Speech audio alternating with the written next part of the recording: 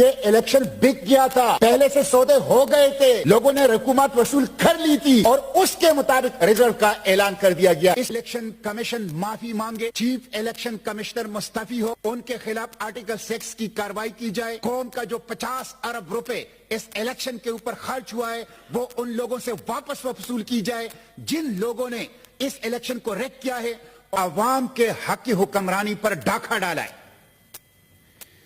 اس میں election commission, نگران حکومت، عدلیہ اور اسٹیبلشمنٹ۔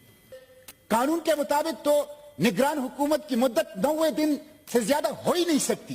الیکشن کمیشن غداری کا مرتکب ہوا ہے اور 50 ارب روپے اس غریب قوم کے ٹیکسوں کا واپس لینے کا ان سے مطالبہ کرتا ہوں۔ یہ کہ دال میں کچھ کالا نہیں، ساری کی ساری دال کھا لی۔ آپ نے انٹرنیٹ سروس بند کر دی، اسی وقت پتہ چل گیا کہ الیکشن فری